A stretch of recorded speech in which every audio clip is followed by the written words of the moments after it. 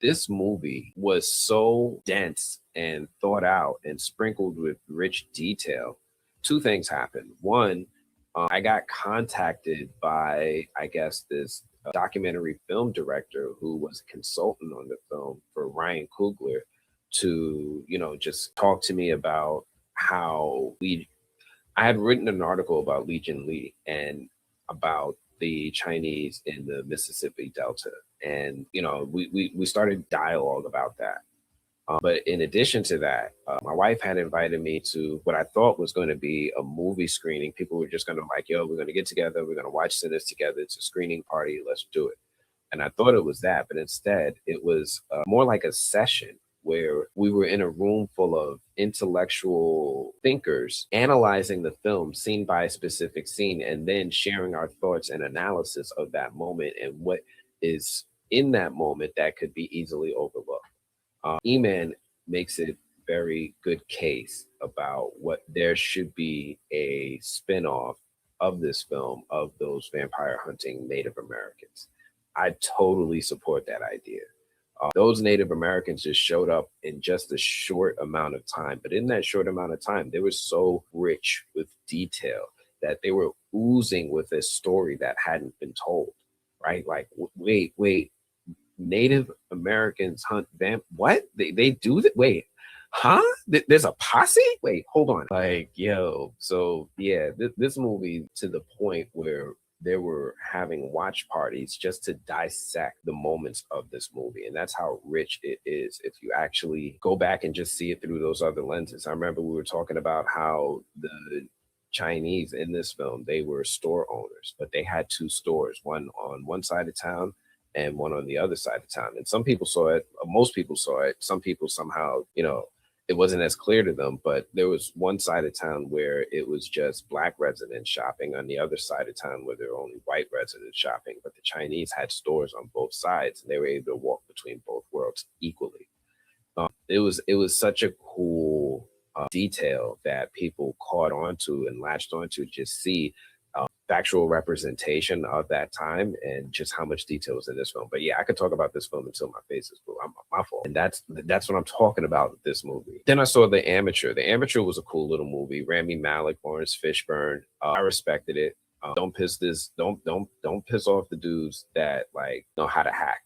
Just don't. You never know, man. They might mess with you. And this movie was a reminder of that. It was a cool little film, action film, I guess, with Rami Malek. And I definitely would recommend it if you haven't seen it. It's definitely a fun movie to watch and take in. Yeah, definitely. What we got? Just Like and Welcome to Derry, the indigenous folk trying to save everyone and white folks digging us and all. Not all of them. Not all of them. Think about it. And From, two people tried to stop it, right? Jade and Tabitha tried to stop it. So not all of them. I want a movie about the twins and what drove them up to Chicago. Like they could have had their own movie from before the vampires and it would have been dope. I mean, yes, all of that, yes. And the cool thing about Sinners is that it can absolutely grow into all of that if they choose to, right? They can mine that and make that bigger if they choose to. If it's a priority, I don't know. It's only money. But yeah, The Amateur was cool.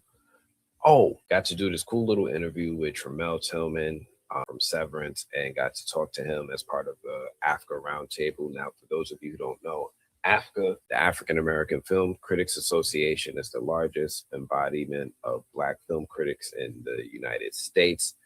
They are gracious enough to allow me to join in on these roundtables with so many stars and so many incredible talents in the film and television space. And we got to talk to Tremel Tillman of Severance, but we didn't just get to talk to Tremel. We also got to talk to Zach Cherry. And it's just awesome to be able to speak to these incredible talents. Now, if you guys haven't seen Severance, I don't know what to tell you, man, you're missing out. Like, if you like Pluribus, you would probably like Severance. It's about the same pacing, same kind of humor, dark. And yeah, Severance is in that space. It is that kind of show. And it's also that kind of show that you can't really say too much about to people who haven't seen it if you want them to maintain that same surprise and enjoyment that you had the first time you saw it. Because this show definitely peels back and reveals slowly about things that are actually happening. I'm going to leave it at that. Great show. Great show. I love Severance. Oh, I got to meet Nate Moore. This didn't happen in 2025. This happened before. But for those of you who guys don't know, Nate Moore, if any of you guys watch Survivor, you've seen Nate. This is Survivor Nate, right? So in addition to that, Nate is the executive producer, or was the executive producer for Marvel Studios, who was associated with the release of cool films like Black Panther, Captain America, Brave New World, Eternals, and a few others. He was involved with a couple of the Captain America movies, if I'm not mistaken. But yeah, he maybe all of them.